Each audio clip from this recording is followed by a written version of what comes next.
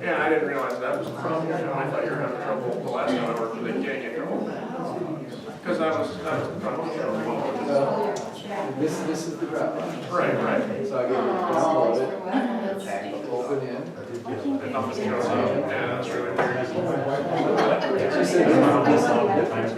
Well, I want to, yeah, but that Good goes. for them, so There's you been know. updates since then that you should just be able to tap it. What? All I have to do is tap it and then it brings it out. Well, they should update automatically too. You should. I don't know. Yeah. This makes me, Because most of the time, well, I guess that's true, because they're not probably hooked up to Wi-Fi. Let me take a peek at it afterwards again. See if we can't sort something out. But I do want to do something else eventually.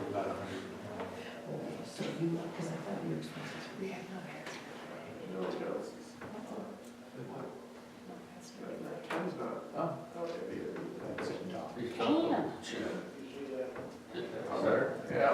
Yeah. Kids. Man.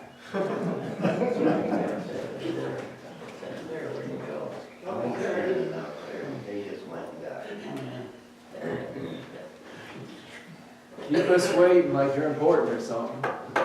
Yeah, not hardly. Stay standing up. Pledge of allegiance.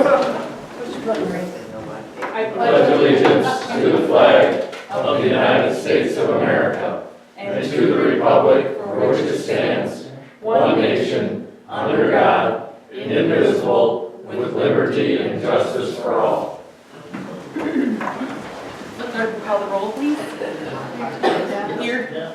Burris. Here. Corwin. Here. King. Raddick. Here. Peterson. Here. Yoder. here, You have the agenda in your board packet. Are there any additions, corrections, or deletions? Would like to add under new business, resolution to appoint to the planning commission.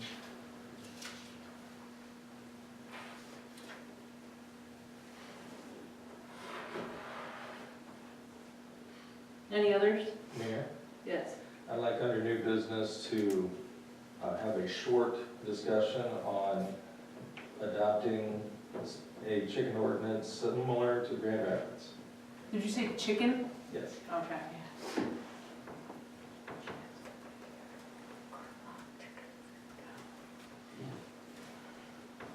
Anything else? Move the agenda be approved as submitted. Moved and supported to approve the agenda as amended. Is there any further discussion? All those in favor say aye. Aye. Opposed, nay. Motion carries. We'll open up to public comment. Larry, I'll do it at the end. Yeah. Hearing none, we'll move along to the minutes of the April 14, 2015 meeting in your board packet. Move to approve April 14th minutes. And support. Moved and supported to approve the minutes to the regular meeting April 14, 2015. Is there any further discussion? didn't hear. All those in favor say aye. Aye. Opposed, nay. Motion carries. We also have the special minutes to the January 22nd, 2015 meeting in your board packet. Just a row kickoff meeting, or the master plan meeting. Yeah. Yeah, okay. So I don't feel comfortable in motion to Yeah. approve since I wasn't there. Right. Motion to approve. Is there support? Support. Moved and supported to approve the minutes to the special meeting January 22nd, 2015. Is there any further discussion? Mayor? Yes. I just have a question in my mind. Was it called as a city commission meeting?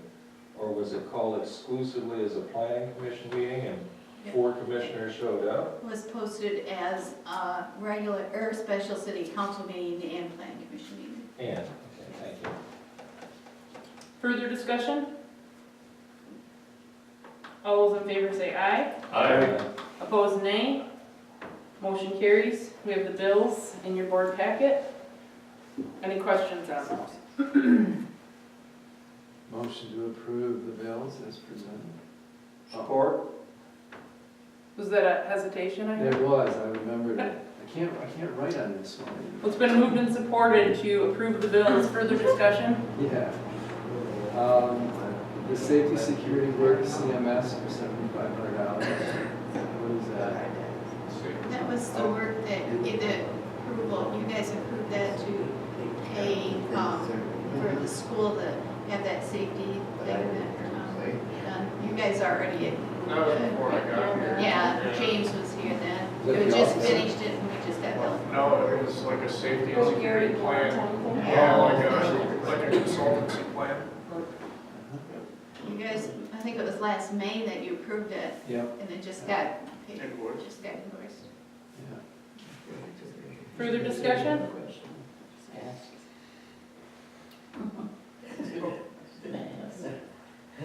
I just want to know if you have a law or a thing where a house burns, how soon does it have to be cleared up? Because the one by me burnt and it's terrible. Stinks. I just wondered if there was a time limit.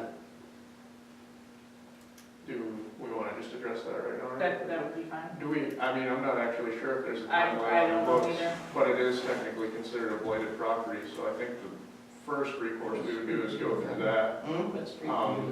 We've also had some discussions with the fire, or talked about maybe approaching the fire department to do a controlled burn, to like let them practice on it, Well, so.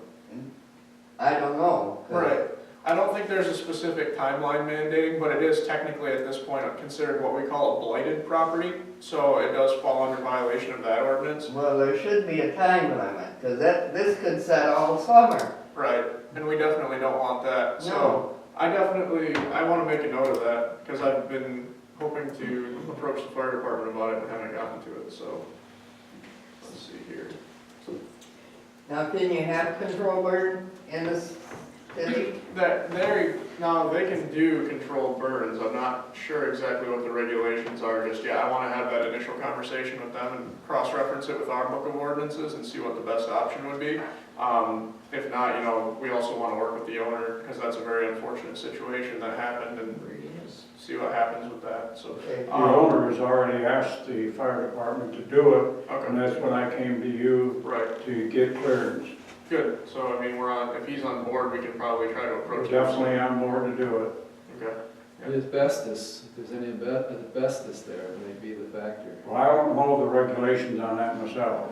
Mm. I would like to know. They stopped doing burns because a lot of the shingles have asbestos, and Mhm. so that's been a real concern with the controlled burns, Okay. so. Due diligence.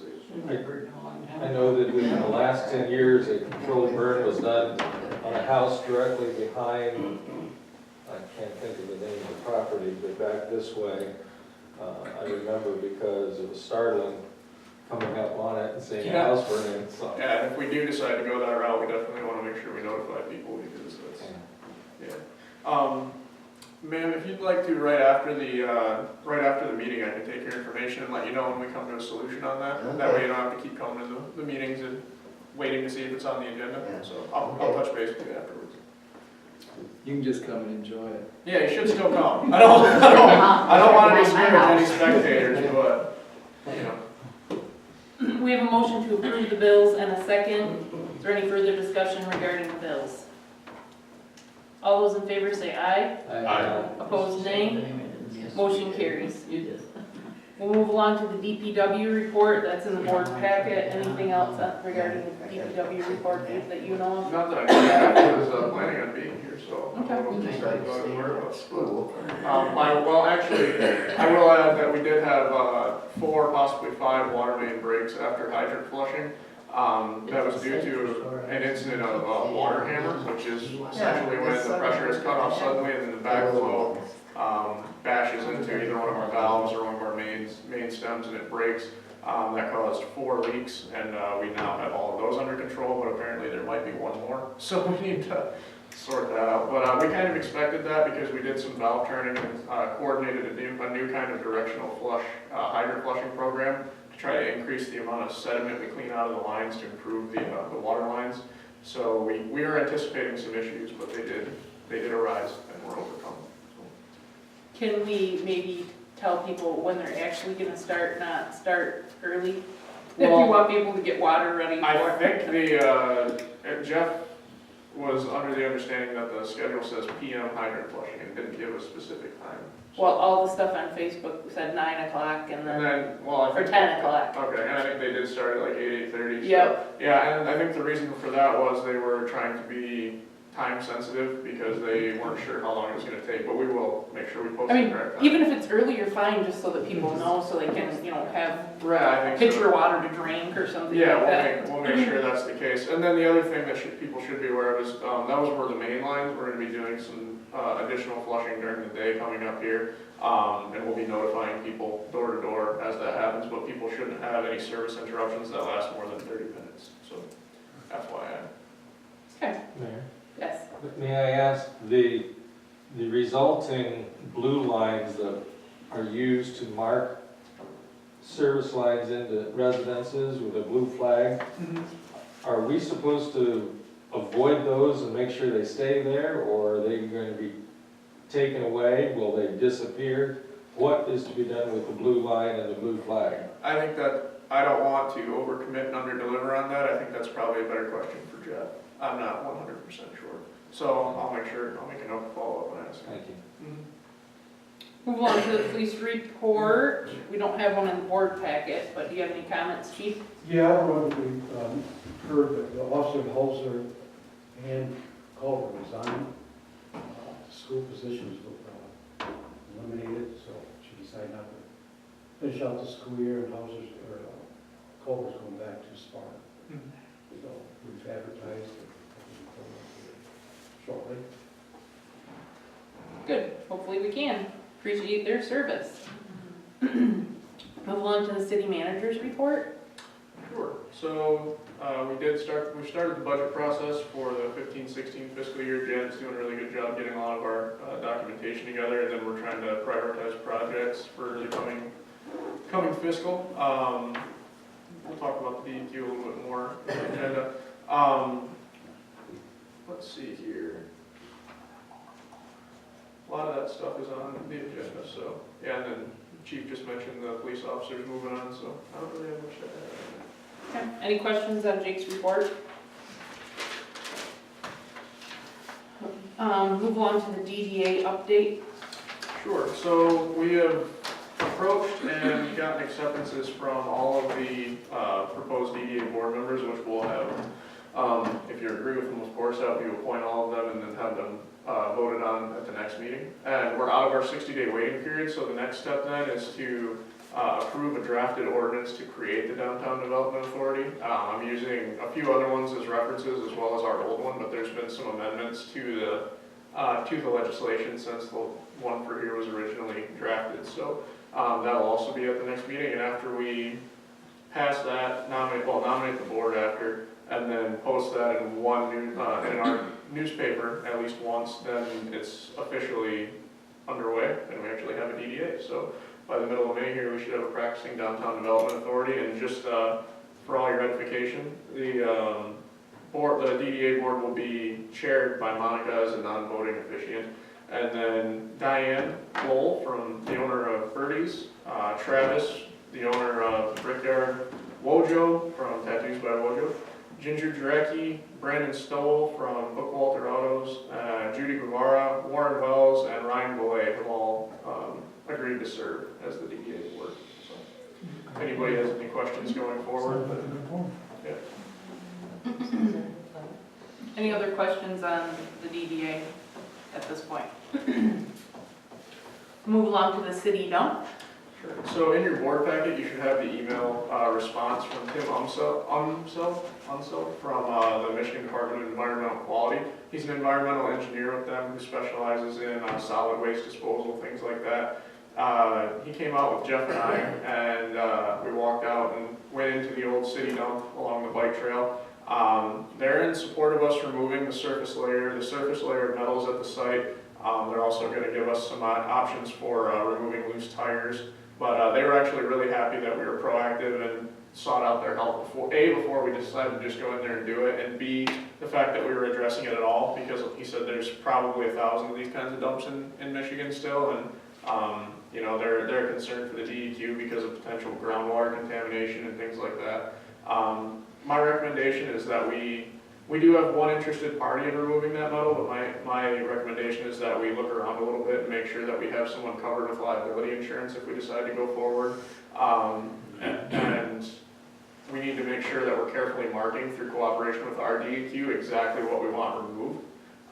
Because if we start doing any kind of digging or excavating, that increases the hazard for cross-contamination, which is their biggest concern. So essentially what he's saying is, the actual legislation and the policy that DEQ follows, you can't exacerbate the existing environmental conditions. So we can come pull stuff out, but say we leave holes that collect rainwater, which then gets contaminated and then runs down into the groundwater, or if we leave an open runoff spot where something can run off into groundwater, then we're potentially exacerbating that. And to be honest, it's not something that they're going to come through and really regulate, but we need to make sure we're being responsible. So I'd recommend that if we do go forward with removing some of those surface metals, that we also backfill where we did remove, which honestly the whole reason I got into this in the first place is because we don't want to have an old dump full of rusty metal and old tires right along our stretch of the bike trail as a city. So I think backfilling it makes a lot of sense anyway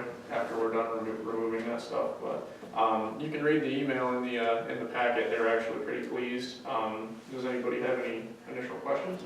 Yeah, one is that this individual that was here, is that who you've got in mind to come in and do this? I'd like to offer him the opportunity to bid on the services, because it's not something that we're buying. It's really something that he wants to come do for free for his own potential profit.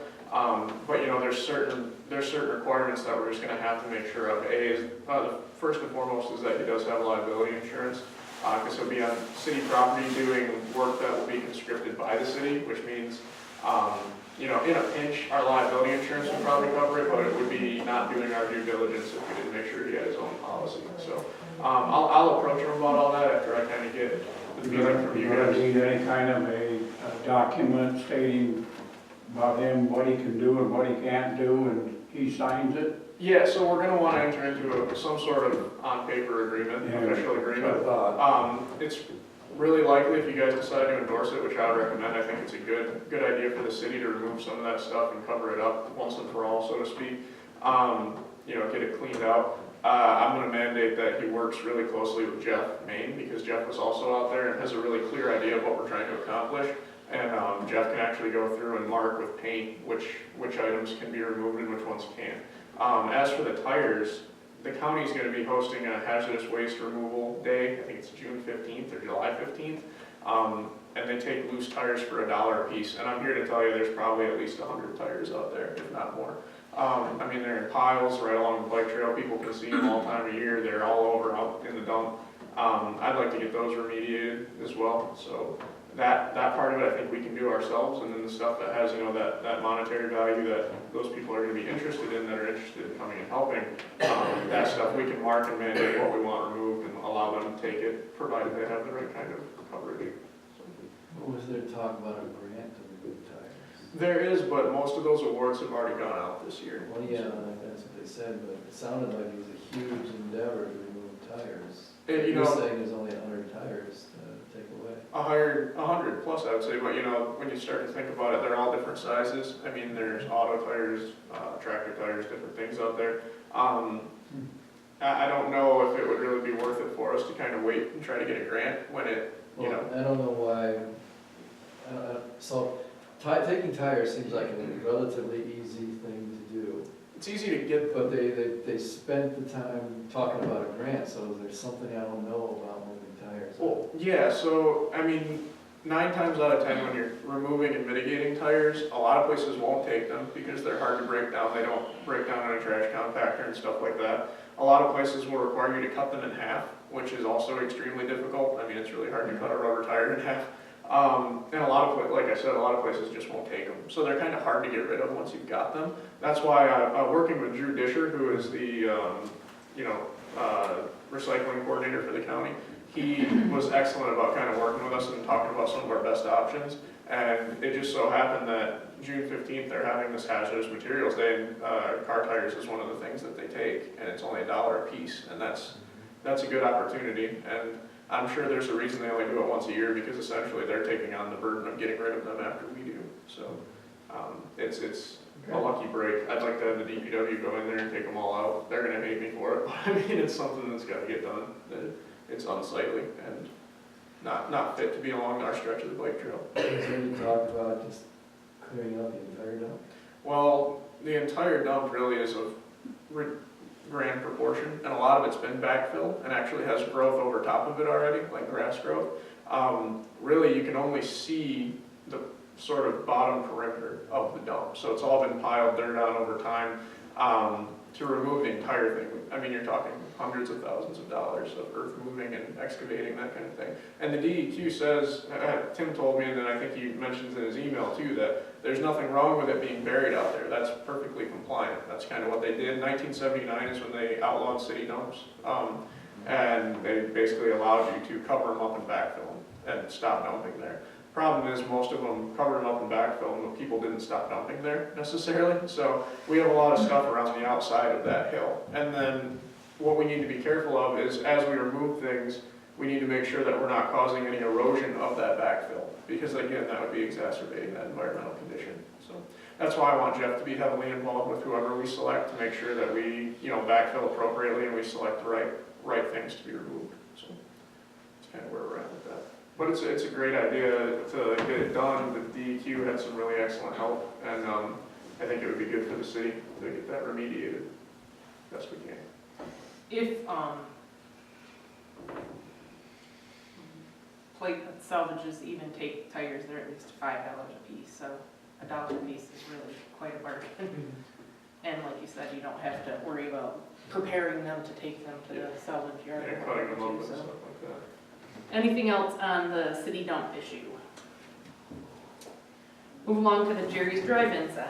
Sure. So this is something that was brought to my attention a while ago, that Jerry's Drive-In was a business that used to be in town and had a fire and is no longer there. I kind of, when I was new here, noticed the sign and was like, okay, well, there's no business there. What's going on with that? And so I kind of brought it up one day that I think, maybe it should be taken down and made room for some new landscaping there, or just to not be confusing. And before we just went and took it down, because I didn't want to make any of those assumptions, I had Jeff, from the DPW, go ask around, and I believe the owner of the sign is here today, ma'am, Sheila. Correct. Nice to meet you in person. And was it Jeff that contacted you directly? It is. Okay, and so Jeff figured out that there was somebody who was concerned with the sign. Sheila and I, and through finding records and stuff, have determined that Sheila does in fact own the sign by deed for that parking lot property. And so I would still like to see the sign go. I think it's, there's room for improvements on that section, and it technically is in violation of our zoning ordinance. So there's a part of it in your board packet that states specifically, it's highlighted, that any signage in the public right of way or otherwise has to be attached to a business that is associated with the signage. So being that the business is gone, I think it makes sense. Initially, there was some confusion on my end as to whether or not anybody owned the sign, and Sheila did provide that documentation stating that she does. Do you have any comments to give, Sheila, more or less? No. Okay, One of so, my attorneys here, he can make any comments. yep, and we've spoken on the phone as well, so. Just a question, Jake, there's a part in this number 5 that I don't know if it was previously highlighted or what, but it's hard to read what it No, says. Doesn't pertain to no, what we're it's talking just this about. top subsection right here. Okay. Yep, that's being highlighted. Okay, I just want to make sure we weren't missing something. Yep, and it's, I've heard since, certainly didn't anticipate that this would be such a contested issue, but I can understand why it is. I've heard both ways, so I've had a few people call and tell me that that sign was a big part of the city's history, and then I've had a few other people call and, I hear you're taking that sign down. I've heard, and usually if I tell them, we're looking into it, they'll say, well, can I have one of the panels? And so I was like, well, they're not, one or the other, we're not gonna be giving them away, but, I think it's just time to turn the corner on that sign maybe, and have it taken down so we can move on from that vacant spot. And do you have comments on that? Yes, Mayor, thank you, and Commissioners. The company that bought the real property, bought the sign with it, Sheila Halsey's a member of it. It was left up because this is a landmark sign, and we didn't intend for it to be a problem. We've already contacted a sign contractor that can take it down. The only problem is this is their busier season, apparently since it's somewhat nice out. So we expect that within 60 days it could be done. Okay, and yeah, we certainly aren't trying to, rush it down or anything of that nature, but I appreciate that you've taken that due diligence and done the footwork there. And it was something that I wanted to give Sheila the opportunity to come in and say her piece because it was a confusing start to the issue. So, does anybody have any comment there? There's a 90% possibility that the clock will go somewhere in that approximate area, so it will add something. Yeah, I was looking at that, when I was driving around town today, and that doesn't seem like the best spot, as far as downtown goes, but that's up to your development to do that. Since I don't own the sidewalk, I don't have anything to say about that. Well, and that's still got to be voted on by the commission. The clock committee has had some discussions about several locations where that's come up, so, yeah. Okay, so it sounds like of your own volition, you're gonna go ahead and remove it, so there's. Yeah, and my comment is that I took a piece of property that was a huge eyesore in this town, and you guys all know that. And so I would have appreciated a heads up on the sign instead of being told, the sign doesn't belong to you, we're taking it down. That was not an appropriate way for this to be handled. And in the future, I would appreciate either a letter or someone walking into my business establishment saying, hey, I don't care if it's John, I don't care if it's Ray, I don't care who it is, but they need to say, hey, we have a problem, and we'll take care of it. Okay, and So in the future, let me know. I appreciate the feedback, and that was certainly our intention. I think there was a miscommunication, but we'll make sure to be, we'll make sure to be more cognizant of that in the future. Thank you. Thank you. Move along to the streets to be overlaid. Yep, so you should have a list, again, prepared by Jeff. I'm not sure where he is, but, so I had the DPW go around and basically prioritize the worst sections of town that need to be overlaid or patched. And these are the square footage of them, well, the measurements of them, and then the crossroads. You'll notice North Lincoln in Maine is on there, and that's one that we have to kind of determine if we're going to be splitting that with the county or if that's going to be all us. Because it's right along the state right of way, so we have to kind of figure out where that's at. All the financing for that will be worked into the 15-16 budget, so we'll be signing any of the stuff that we need to contract with the county with. So, seal crack or seal. Chip sealing, seal coating, there we go. And crack sealing, that kind of stuff. We'll be contracting with them before the actual end of the fiscal, but we'll be executing those contracts after the beginning of the next fiscal. So, does anybody know of any spots that aren't on that list? I haven't checked, but there are streets that have been sealed already. Yep. So are they on this list? Or? No, because these are specifically a documentation of areas that have specific problems. So whether or not it's really bad spider cracking or actual severe potholes, chunks of road coming off the edging, things like that. No, these are all visually inspected by either myself or Jeff or Jamie, and we put those together. So, yeah. So just an FYI, I wanted to give you guys a list, and if you see anything else that's not on the list, let us know, because this is what we're running with as of right now. There's going to be some considerable cut patching going on where we're cutting chunks of the road out and installing asphalt patches. So just wanted to give you the heads up. Does this need action? Nope, I don't think so, because we'll be, you'll approve the expenditure for it in the budget. Okay. And so when that happens, that'll. Okay. We'll move along to the houses that are to be foreclosed by the county treasurer. So this is kind of the big item for tonight. The other big item is, we've got 3 houses within the city limits that are gonna be foreclosed on by the county. After the state, who has first, the documents in your packet. The state has first right of refusal on these according to MCL 211. they're not gonna take them. I mean, usually the state only takes something if they wanna build something there, and these are just residential lots that have blighted homes on them, vacant blighted homes. After them, the municipality within that, the incorporated municipality within these properties reside is who has next at bats. So, I've been through all of these, they're all for the most part open and unlocked. One's actually right across the street here, it's the big tan house on the corner. The other one's on First Street, and then the other one is on Grove, just about Grove and Main Street. You know, just to give you sort of the 30,000 foot view, this one alone across the street, part of the ceilings have fallen in the upper floor. There's significant foundation breakdown and damage, broken windows, I mean, it's blighted to the fact that, to the point that nobody's gonna buy it and reclaim it. I mean, it would be more than that lot and house together are worth to really put money into it. The one on First Street's by far the worst. We barely even went into that one. You can see daylight through the ceiling in several spots, and it's half collapsed in the back, and it's gone as well. The one on Grove Street has 6 feet of water standing in the basement, the Michigan cellar there, and then is in no better shape. We were a little nervous going up the stairs.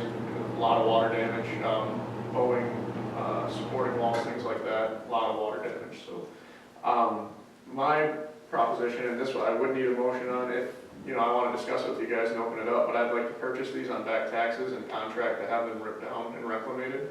The goal here would be to clear the lots and then sell the lots to recoup as much of our costs as possible. So essentially fight blight, so to speak.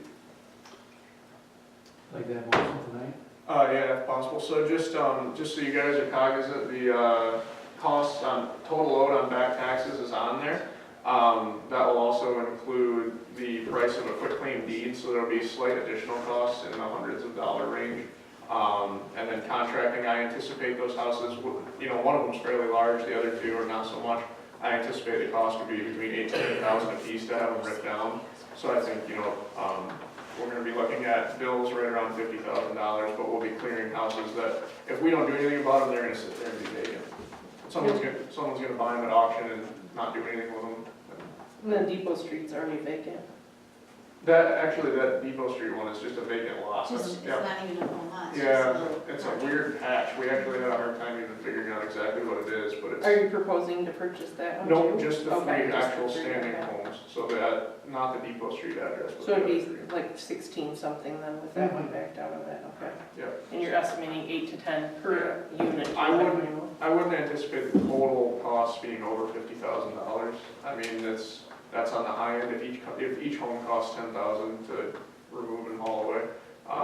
Really, I've seen some other blighted properties, similar size, the two smaller go down for $5,500 and then hauled away for another $1,000. So it all depends on what they find. So.